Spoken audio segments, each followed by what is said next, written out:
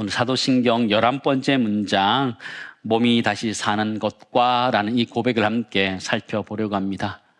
화요일 저녁에는 남자 사역 훈련을 하고 있고요. 또 수요일 저녁에는 여자 사역 훈련을 하고 있습니다. 지금 하고 있는 게 로마서 8장을 배우고 있는데요. 로마서 8장 1절에서 39절까지 말씀을 나눠서 6번에 나눠서 배우고 있습니다. 매과 할 때마다 암송을 하는데요. 짧게는 4절, 길게는 9절을 외우고 있습니다. 별로 놀라지 않습니다. 그 정도 우리도 외울 수 있지 그러시는데요. 외우는 게 만만치 않습니다. 다들 그 외우기 위해서 한 주 내내 그 말씀을 읽고 묵상하고 그렇게 있는데요. 소망이 하나 있는데 그게 무엇이냐면 사역훈련 수료식 때 1절부터 39절까지 함께 외우는 것입니다. 훈련생들이 굉장한 부담감을 가지고 지금 열심히 외우고 있습니다. 여러분, 그날이 곧 올 겁니다. 여러분, 고대하시고 기대해 주셨으면 좋겠습니다. 성령 안에서 할 수 있습니다. 할 수 있습니다. 로마서 8장은 성령의 사람에 대해서 설명하고 있는데요. 1절에 4절 말씀 보실까요? 그러므로 이제 그리스도 예수 안에 있는 자에게는 결코 정죄함이 없나니. 그리스도 안에 있는 자에게는 정죄할 수 없다 말하는 거예요. 그 이유가 무엇이냐면 그리스도 예수 안에 있는 생명의 성령의 법, 생명의 성령의 능력이 죄와 사망의 법에서 우리를 해방하였기 때문이라는 것이죠. 3절, 율법이 육신으로 말미암아 연약하여 할 수 없는 그것, 순종하는 것, 그것을 하나님이 하셨는데 어떻게 하셨느냐? 곧 죄로 말미암아 자기 아들을 죄 있는 육신의 모양으로 보내어 육신의 죄를 정하사 육신을 따르지 않고 그 영을 따라 행하는 우리에게 율법의 요구가 이루어지게 하려 하심이니라. 성령의 사람은 예수의 영인 성령이 안에 계시는 분입니다. 이 자를 사단이 함부로 정죄할 수 없다라고 선포하는 것이죠. 왜냐하면 우리 안에 있는 생명의 성령의 그 능력이 죄와 사망의 능력에서 우리를 해방하였기 때문이라는 것이죠. 그러나 우리가 이 땅의 삶들을 살아가다 보면 성령의 사람이긴 한데 이 육신이 내 마음대로 잘 되지 않는 거예요. 이 육신의 한계가 있는 거예요. 마태복음 26장에 보면 예수님께서 기도하러 가시는데 베드로와 세베대 아들들과 함께 이렇게 올라 기도하러 갑니다. 산에 기도하러 갔는데 채 1시간을 기도하지 못하고 있는 그들의 모습을 보게 돼요. 그럼 제자들에게 이렇게 얘기합니다. 시험에 들지 않게 깨어 기도하라. 뭐라고 그래요? 마음에는 원이로되 육신이 약하도다. 우리가 좋아하는 말씀입니다. 그죠? 우리의 육신이 그런 거예요. 성령의 사람으로서 성령께서 원하시는 걸 해가기를 원하는데 이 육신이 연약해서 할 수 없는 우리의 모습을 보게 되는 것이죠. 여러분의 몸은 여러분의 말을 잘 듣습니까? 여러분의 몸뚱아리는 여러분의 말을 잘 듣습니까? 초등학교 운동회를 가면 볼 수 있습니다. 아빠들이 옛날 생각하고 400m 계주를 하기 시작합니다. 어떻게 되나요? 대부분 다 넘어집니다. 옛날 생각하고 뛰다가 다 자빠집니다. 그게 얼마나 웃긴지요. 그죠? 옛날에는 잘 달렸는데 지금은 안 되는 거죠. 육신은 참 연약하고 나약하다 그렇게 생각하는 것이죠. 다이어트는 왜 이렇게 안 되는 거예요? 예? 몸이 말을 안 듣는 거예요. 입은 계속 뭘 달라고 요구해요. 그죠? 넣어줘요. 그죠? 넣어줘요. 넣어주면 말 들어요, 안 들어요? 더 안 들어요. 좀 더 자자, 좀 더 눕자, 좀 더 졸자. 그게 우리의 모습이 아닌가 그렇게 생각되어집니다. 사랑하는 성도 여러분, 여러분의 몸은 여러분의 것입니까? 여러분의 몸이 주인입니까? 여러분의 몸은 누가 주인입니까? 여러분이 주인이에요? 몸이 주인이에요? 주인이 바뀌는 경우들이 가끔 있다라는 생각을 하게 되는데 몸이 하는 대로 하면 그저 계속 끌려가게 되는 거죠. 그래서 사도 바울은 자신의 몸을 쳐서 복종시킨다 이렇게 표현하고 있어요. 쳐서 복종시켜야 할 만큼 우리의 육체라는 것, 육신이라는 것 너무너무 말을 안 듣는다라는 것이죠. 마음에는 원이로되 육신이 약해서 잘 안 되는 거죠. 저는 사도신경 이 11번째 문장을 묵상하고 준비하면서요.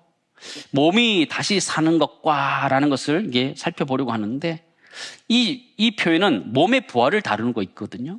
근데 저는 그런 생각이 갑자기 들더라고요. 불현듯 그런 생각이 들었어요. 이 몸뚱아리가 부활하는 게 좋은 것인가 이런 생각이 들었어요. 한번 생각해 보시기 바랍니다. 여러분, 우리의 육신이 말을 들어요, 안 들어요? 말 잘 안 들어요. 근데 이 몸이 부활하는 게 우리한테 도움이 될까요, 안 될까요? 도움이 별로 안 될 것 같아요. 그래서 저는 생각했어요. 그럴 바에는 차라리 몸이 부활하지 않고 영혼만 하나님 앞에 가 있는 게 더 낫지 않을까 그런 생각이 들더라고요. 여러분, 현명한 생각 아닌가요? 그죠? 내 몸은 말을 안 듣는데 하나님 말씀에 순종하지 않고 성령을 따라 행하지 못하는 이 몸, 차라리 부활하지 않고 그냥 내 영혼만 부활하는 게 훨씬 더 낫지 않을까 그런 생각이 들더라고요. 근데 왜 우리의 몸이 부활해야 할까요? 몸의 부활이 주는 굉장한 의미가 있기 때문이라 생각되어집니다. 우리 몸이 부활해야 되는 이유가 무엇이냐면 하나님이 우리를 온전하게 창조하셨는데 그 창조한 온전한 몸을 회복해 가는 것, 그것이 하나님의 꿈이신 줄을 믿습니다. 아담과 하와가 범죄함으로 말미암아 죄를 지음으로 말미암아 죄의 삭신 사망이 우리 가운데 들어왔어요. 그 사망으로 말미암아 우리가 죽을 수밖에 없는 사람들이 되었던 것이죠. 그러나 예수 그리스도가 십자가의 죽으심으로 말미암아 우리의 사망을, 우리의 죄를 대신 용서해 주심으로 말미암아, 대신 사하여 주심으로 말미암아, 대속해 주심으로 말미암아 우리의 죄가 용서받은 것이죠. 용서받았기 때문에 죄가 더 이상 우리를 어떻게 할 수 없는 거예요. 그러기에 사망도 우리를 어떻게 할 수 없는 거예요. 죄 때문에 사망이 왔는데 이 죄가 사라졌기에 사망이 사라져서 부활은 당연한 것인 줄 믿습니다. 몸의 부활은 당연한 거예요. 생각해 보면요, 우리 몸의 부활이 왜 중요하냐? 하나님이 진짜 원했던 우리의 온전한 모습이 바로 그 모습이기 때문이에요. 우리 영혼이 부활해서 육체와 하나 되는 것, 우리 몸이 부활하는 것이 왜 중요하냐? 이 세상 살아가면서 그렇게 말 듣지 않았던, 그렇게 순종하지 않았던 내 몸뚱아리가 이제 주님 앞에 순종하게 된 줄을 믿습니다. 그게 몸의 부활이라는 거예요. 몸의 부활이라는 것이 그냥 내 육체가 살아나서 우리가 이 땅에 살면서 고민하고 걱정하고 염려하고 연약한 모습으로 살아가는 그런 모습이 아니라 하나님 앞에서 온전한 모습으로 우리의 육체가 부활하게 되는 줄을 믿습니다. 하나님은 그것을 꿈꾸시고 우리 모두도 그 꿈을 꿀 수 있기를 간절히 소망합니다. 우리의 몸이 부활하여서 온전하게 하나님 앞에 순종하는 그 하나님 꿈이 우리 가운데 이루어지는 것이죠. 로마서 8장 11절 말씀 보실까요? 같이 읽겠습니다. 예수를 죽은 자 가운데서 너희 안에 거하시면 그리스도 예수를 죽은 자 가운데서 살리시니가 너희 안에 거하시는 그의 영으로 말미암아 너희 죽을 몸도 살리시리라. 아멘. 성령으로 말미암아 우리가 용서함 받았어요. 죄와 사망의 능력을 이겨버렸던 것이죠. 그래서 우리에게 부활이 온 것이에요. 우리에게 부활이 왔다는 것은 죄 용서와 연결되어 있는 거예요.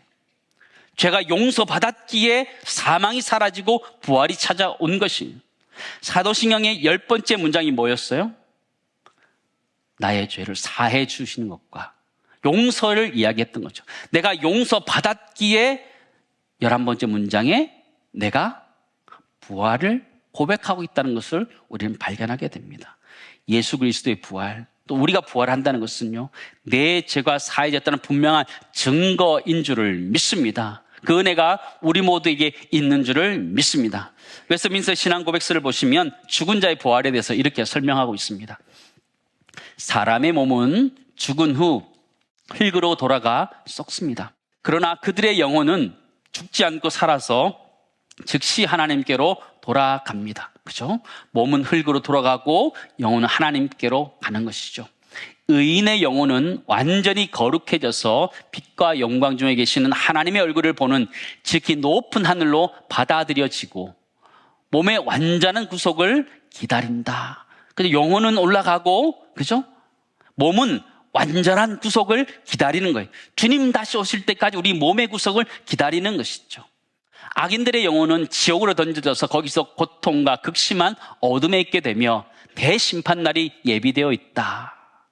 악한 자들에게는 부활이 있는데 그들은 심판받기 위해서 부활하게 된다라는 것이죠. 그리고 이 두 장소 외에 몸으로부터 분리된 영혼이 있는 장소는 성경이 인정하지 않는다. 연옥에 대해서 이야기하지 않는다라는 것을 이야기하고 있는 것이죠. 사람은 죽고 나면요, 영혼과 육체가 분리되는 것이죠. 영혼은 하나님께로, 우리 육체는 땅의 흙으로 돌아가는 것이죠. 예수께서 오셔서 이 둘이 하나 되는 때까지 그 시간을 중간 상태다 이렇게 표현하는데, 저는 중간 시간이다라고 표현하고 싶습니다. 의인에게는 몸의 완전한 구속이 있을 때까지의 그 시간이 필요한데 그 시간이 중간 상태의 시간이고, 악인들에게는 대심판의 날이 있기까지의 그 과정이 있는데 그게 바로 중간 상태이고 중간 시간이라는 거죠. 연옥과 같은 중간 장소가 아니라는 것을 우린 기억할 필요가 있습니다. 우리가 사도신경 11번째 문장, 우리의 몸이 다시 사는 것과 라고 고백하는 것은 단순히 내 몸이 산다 이걸 믿는다는 것이 아니고, 그 전에 고백했던 내 죄 사함으로 말미암아 우리의 몸이 부활한다고 고백하게 되는 줄을 믿습니다. 그러므로 내가 고백할 때, 내 몸이 부활한다라고 고백할 때는 내 죄 사함을 확신하며 고백해야 되는 줄을 믿습니다. 첫 번째, 우리 이렇게 정리할 수 있을 것 같아요. 사도신경의 11번째 문장은 죄 사함의 확실한 증거로서의 몸의 부활을 고백하는 것이다 라는 것을 기억하셨으면 좋겠습니다. 사랑하는 성도 여러분, 우리 몸의 부활은 확실한 줄 믿습니다. 왜요? 예수 그리스도를 통해 우리에게 이미 보여주셨기 때문이에요. 고린도전서 15장 20절 말씀 같이 읽습니다. 그러나 이제 그리스도께서 죽은 자 가운데서 다시 살아나사 잠자는 자들의 첫 열매가 되셨도다. 아멘. 22절, 23절도 같이 읽겠습니다. 아담 안에서 모든 사람이 죽은 것 같이 그리스도 안에서 모든 사람이 삶을 얻으리라. 그러나 각각 자기 차례대로 되리니 먼저는 첫 열매인 그리스도요, 다음에는 그가 강림하실 때에 그리스도에게 속한 자요. 그렇죠? 그리스도께 죽은 자 가운데서 다시 살아나셨어요. 부활하심으로 말미암아 잠자는 자들의 첫 열매가 되었고, 그 다음에 우리 믿는 자들이 그 다음일 것이다 이야기하는 것이죠. 우리의 몸의 부활을 우리가 믿을 수 있는 이유가 무엇이냐면 예수 그리스도의 부활로 말미암아 우리에게 보여주셨기 때문이에요. 그럼 우리의 몸은 어떻게 변화되느냐? 고린도전서 15장 42절부터 44절 말씀 보시기 바랍니다. 죽은 자의 부활도 그와 같으니 썩을 것으로 심고 어떻게 할 것으로? 썩지 아니할 것으로 다시 살아난다. 우리의 몸이 썩지 아니할 것이다 라고 하는 거죠. 43절, 욕된 것으로 심고 영광스러운 것으로 다시 살아나며. 욕된 것이라는 것은 불명예스러운 것, 수치스러운 것이에요. 그런데 영광스러운 것으로 다시 살아나고, 약한 것으로 심고 강한 것으로 다시 살아나며, 육의 몸으로 심고 어떤 몸으로? 신령한 몸으로 다시 살아나느니 육의 몸이 있은즉 또 영의 몸도 있느니라. 몸의 부활이 어떻게 있느냐? 신령한 몸으로, 영광스러운 몸으로 부활하게 되는 줄을 믿습니다. 이 땅에서 고민하고 욕망덩어리는 그 몸이 부활하는 것이 아니라 그것이 사라진 영원한 하나님과 사귐에 있어서 충분한 영광스러운 모습으로 우리가 변화되어 가는 줄을 믿습니다. 그 은혜가 우리에게 있다는 것이죠. 악인들은 욕된 몸으로 부활한다 이렇게 표현했어요. 욕된 몸이 무엇인가 찾아보니까요, 욕된 몸이라는 것은요, 하나님의 영광과 관계없는 상태, 불명예스러운 상태, 수치 상태를 이야기하는 거예요. 하나님 임재에서 끊어진 부끄러운 존재의 상태가 욕된 몸인데, 악인들은 그렇게 부활할 것이라는 거예요. 악인들의 부활은 심판을 위해서 부활하는 것이고, 의인들의 부활은 하나님부터 인정받는 부활인 줄을 믿습니다. 온전한 몸의 부활이 우리에게 있다는 것이죠. 웨스트민스터 대요리 문답을 한번 보시기 바랍니다. 부활에 관하여 우리가 믿어야 할 것은 무엇입니까? 우리는 마지막 날 의로운 자들과 불의한 자들 모두 죽은 자들의 일반적인 부활이 있을 것을 믿어야 합니다. 부활은 의로운 자, 불의한 자 모두가 부활하게 되는 거예요. 그때 여전히 살아있는 자는 즉시 변화될 것입니다. 그리고 무덤에 누워있는 죽은 자들의 몸은 그리스도의 능력으로 일으킴을 받아 자기들의 영혼과 영혼이 결합한 이전의 같은 몸으로 있게 될 것입니다. 영혼과 육체가 하나 된다는 것이죠. 의로운 자들의 몸은 그리스도의 영에 의해 그리고 그들의 머리이신 그리스도의 부활 덕택으로 능력 중에 신령하고 썩지 않는 몸으로 살아나서 그리스도의 영광스러운 몸과 같이 될 것입니다. 의인은 영광스러운 몸으로 변화될 것이니 그러나 불의한 자들의 몸은 진노하신 심판주이신 그리스도에 의하여 욕된 것으로 살아날 것입니다. 사랑하는 성도 여러분, 부활은 그런 거예요. 몸이 부활한 우리는 영광스러운 몸으로 부활하게 되는 줄을 믿습니다. 육신에 어려웠던 것, 연약했던 것, 상해가는 것 다 사라지고 온전한 모습으로 우리를 세워주시는 줄을 믿습니다. 예수님께서 소위로 문답을 한번 보시기 바랍니다. 신자가 부활할 때 그리스도로부터 어떤 유익이 있느냐?